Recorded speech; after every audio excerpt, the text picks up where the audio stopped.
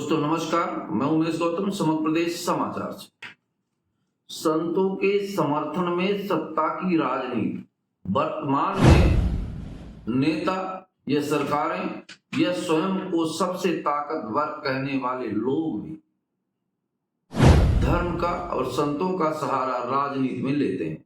अगर ये धर्म संतों का सहारा ना ले तो चुनाव इनके लिए कठिन हो जाता है। इससे ये साबित होता है कि ये नेता ये जानते हैं कि हमारे कर्म राजनीति में सत्ता पाने लायक नहीं है।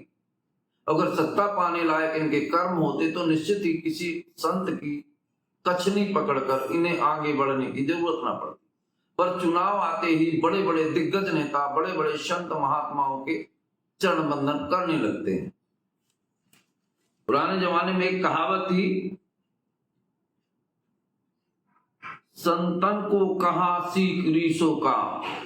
इसका मतलब है कि संतों को सीकरी से क्या। सीकरी उस समय बादशाह अकबर के जमाने की राजधानी, तो वहां संतों का क्या काम, वहां तो एक तरफा राज बादशाह का चलता है। खैर, हम बात कर रहे हैं कि वर्तमान में हरियाणा में चुनाव है और चुनाव के टाइम पर नेताओं को संतों से प्रेम हो जाता है। वो संत के ऊपर किस तरह से इल्जाम लगे हैं और संत किस तरह से कार्य किए हैं, कानून ने उसकी क्या व्यवस्था की है, ये मायने नहीं रखता। मायने रखता है कि संत का डेरा कितना बड़ा है और उस डेरा सौदा पे कितने लोग जुड़े हैं। हरियाणा में संतों का बहुत बड़ा महत्व रहा। लोगों ने संतों के कहने पर बड़े बड़े काम किए। वहीं बाबा राम रहीम को एक आपराधिक गतिविधियों में संलग्न पाया गया। यहां तक कि न्यायालय ने पूरी जांच की और जांच के बाद अपराध साबित होने पर उनको सजा 20 साल की दी गई। अब बात समझने की 16 तारीख को चुनाव होने थे और 12 तारीख को राम रहीम सच्चा डेरा सौदा को पैरोल पे छूट जाते हैं। सूत्रों का कहना है कि उनका 22 विधानसभा क्षेत्रों में काफी दबदबा है और वो जिसे चाहते हैं वही चुनाव जीतता है, और 5 लोकसभा सीटों में। ये सही भी है। जब उन्हें सजा हुई थी तो उनके अनुयायियों के द्वारा कई घटनाएं, बहुत बुरी घटनाओं को अंजाम दिया गया। इससे आप साफ महसूस सकते हैं कि राम रहीम के अनुयायी कितने हैं और कितना बड़ा फर्म है और कितना पैसा और कितने लोग इनके कर्मचारी हैं। सारे के सारे केवल बाबा के नाम जपने के अनुयायी नहीं है। बाबा के संपत्ति से लगे मूल्यों के अनुयायी ज्यादा होते हैं। केवल अगर माला जपने का अनुयायी हो तो लोग अनुयायी ना रह जाए।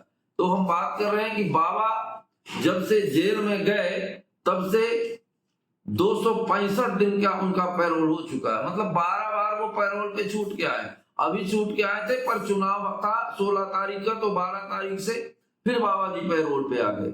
लोगों का मानना है कि नेता लोगों को डर था कि हम चुनाव में सफलता नहीं प्राप्त करेंगे, तो बाबा का सहारा लिया। बाबा भले ही अपराधी हो, इससे साफ साबित होता है कि सत्ता पाने के लिए ये राजनेता कितने हद तक गिर जाते हैं। अब सवाल ये उठता है कि जनता क्या सोचती है।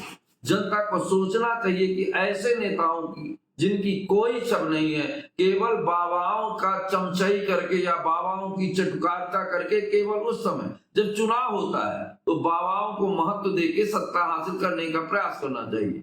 उन बाबाओं को भी ये सोचना चाहिए कि ये सत्ता के लिए मेरा उपयोग कर रहे हैं, बाद में मेरा साथ नहीं देते, तो उसे जब मौका मिले तो इन ऐसे नेताओं को सबक सिखाना चाहिए। केवल पैरोल के लिए लोगों के मन में और अपना उपयोग लोगों को न करना देना चाहिए।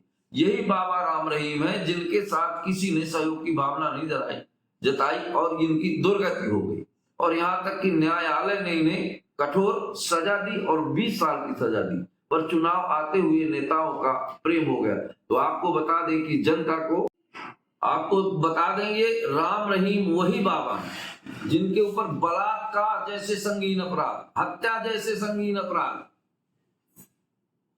साबित भी हो चुके हैं। उन बाबाओं को भी नेता लोग चुनाव में अपने उपयोग के लिए लाते हैं। अब सोचना जनता को है कि इन बाबाओं के कहने पर कितना वोट देंगे और कितना नहीं देंगे। दोस्तों नमस्कार, मैं उमेश गौतम, समग्र प्रदेश समाचार से।